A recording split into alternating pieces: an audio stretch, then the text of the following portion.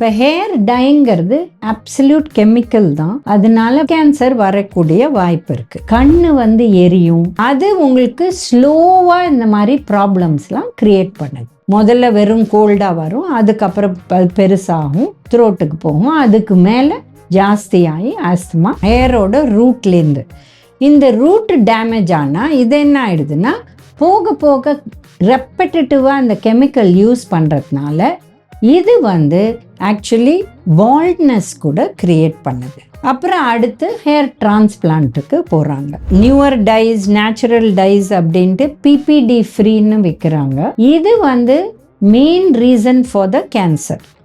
அந்த cancer causing ஏஜென்ட்னா இந்த PPT தான். ஸோ இதை நம்ம வந்து அந்த மாதிரி அது இல்லாத டை போட்டுட்டோம்னா நம்ம ஓரளவுக்கு சேஃபு.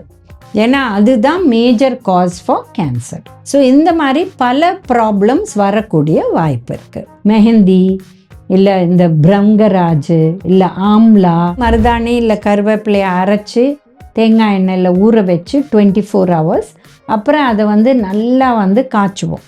காய்ச்சி அந்த மருதாணி இல்லை கருவேப்பிலை வந்து நல்லா எடுத்தோன்னா கரன்னு ஆகிடும். அப்போ அதை வடிகட்டி அந்த எண்ணெயை யூஸ் பண்ணலாம். இதை யூஸ் பண்ணால் சின்ன வயசுலேருந்தே நம்ம இந்த ஹேர் கிரேயிங்கை தவிர்க்கலாம். ஹேர் டையை பொறுத்த வரலும் இது எல்லாரும் போட்டுக்க முடியாது. ப்ரெக்னென்ட் இருக்கிறவங்க, ரொம்ப சின்ன குழந்தைங்க, ஏன்னா இப்போல்லாம் ரொம்ப சின்ன குழந்தைங்க வந்து இந்த மாதிரி கிரே ஹேர் வருது. 12 years 13 years அப்போல்லாம் யூஸ் பண்ணவே கூடாது. 40-45 வயசு மேலே தான் யூஸ் பண்ணணும் அண்ட் ஜாகிரதையாக இருக்கணும். இது வந்து ஒன் டைம் யூஸ் கிடையாது, அதுதான் மேஜர் காஸ் ஃபார் கேன்சர்.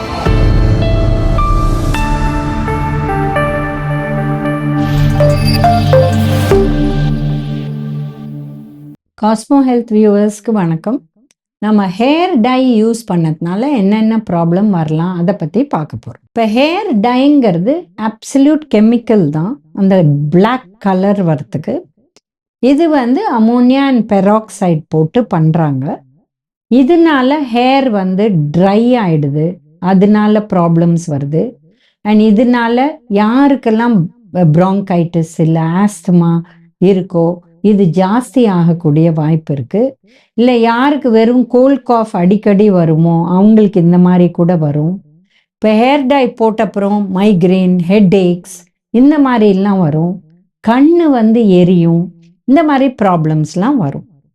மெயினாக என்னன்னா அவங்க போட்ட அப்புறம் சில சமயம் வந்து இந்த இடம்லாம் கொஞ்சம் பிளாக் ஆகிருக்கும், அதாவது ஹேர் இல்லாத ஃப்ரண்ட்டில் இல்லை சைடில் அந்த மாதிரி. அதை எடுக்கிறதுக்கு ப்ளீச்சிங் ஏஜென்ட்ஸ் போடுவாங்க. அது அந்த ஸ்கின்னை இரிட்டேட் பண்ணி இச்சிங் அந்த மாதிரி ப்ராப்ளம்ஸ்லாம் கொடுக்கக்கூடிய வாய்ப்பு இருக்குது. ஸோ இந்த ஹேர் டையை பொறுத்த வரலும் இது எல்லாரும் போட்டுக்க முடியாது.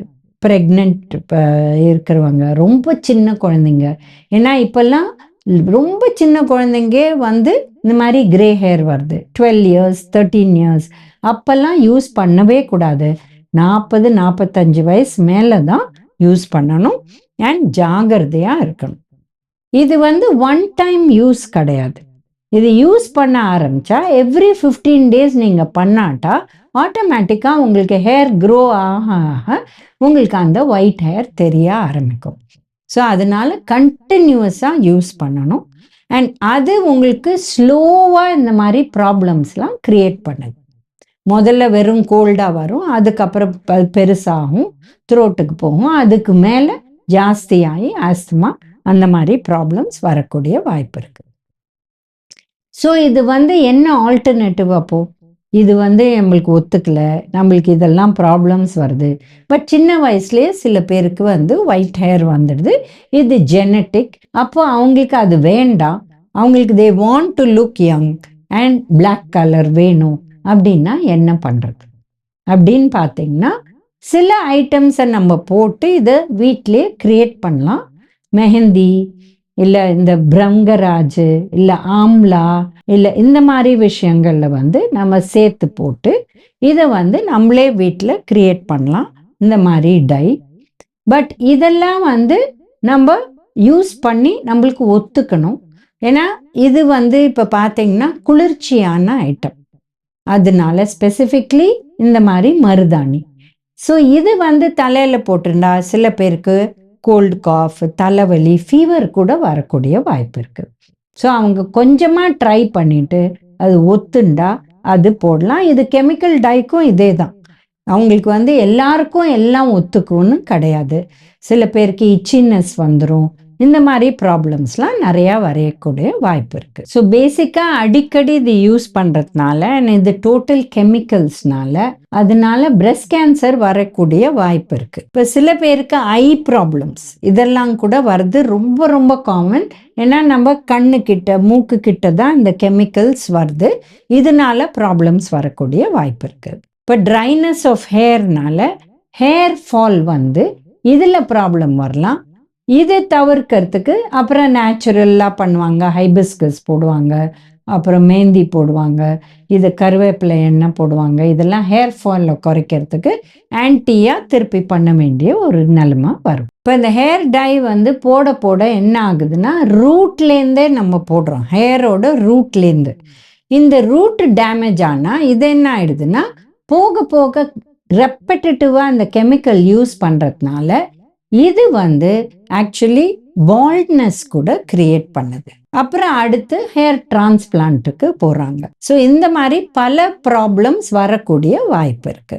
நியூவர் டைஸ், நேச்சுரல் டைஸ் அப்படின்ட்டு பிபிடி ஃப்ரீன்னு விற்கிறாங்க. இது வந்து main reason for the cancer. அந்த கேன்சர் காசிங் ஏஜென்ட்னா இந்த பிபிடி தான். ஸோ இதை நம்ம வந்து அந்த மாதிரி அது இல்லாத டை போட்டுட்டோம்னா நம்ம ஓரளவுக்கு சேஃபு. ஏன்னா அதுதான் major cause for cancer. So பேசிக்காக நம்ம மருதாணி எண்ணெய் இல்லை கருவேப்பிலை எண்ணெய் ட்ரெடிஷ்னலாக பண்ணுவோம். இது வந்து மருதாணி இல்லை கருவேப்பிலையை அரைச்சி தேங்காய் எண்ணெயில் ஊற வச்சு 24 hours அப்புறம் அதை வந்து நல்லா வந்து காய்ச்சுவோம். காய்ச்சி அந்த மருதாணி இல்லை கருவேப்பிலை வந்து நல்லா எடுத்தோன்னா கரன்னு ஆகிடும். அப்போ அதை வடிகட்டி அந்த எண்ணெயை யூஸ் பண்ணலாம். இதை யூஸ் பண்ணால் சின்ன வயசுலேருந்தே நம்ம இந்த ஹேர் கிரேயிங்கை தவிர்க்கலாம். ஸோ இந்த மாதிரி பண்ணிட்டு அண்ட் உணவில் கூட நம்ம வந்து அயர்ன் சத்து கரெக்டாக இருக்கிறதுக்கு நல்ல புரத சத்து, அயர்ன் சத்து ரெண்டும் சாப்பிட்டோம்னா நம்ம ஹேர் ஹெல்த் கூட பெட்டர் ஆகும். யாரெல்லாம் ஃபிஷ் சாப்பிடுவீங்களோ ஃபிஷ் ரெகுலராக சாப்பிட்டிங்கன்னா அது கூட ஹேருக்கு நல்லா இருக்கும். ஆனால் ஃபிஷ் ஃப்ரை கிடையாது, steamed or boiled fish. So இந்த வீடியோவில் நம்ம ஹேர் டை அது என்னென்ன ப்ராப்ளம்ஸ் கிரியேட் பண்ணணும்னு பார்த்தோம். மீண்டும் இன்னொரு வீடியோவில் சந்திக்கலாம்.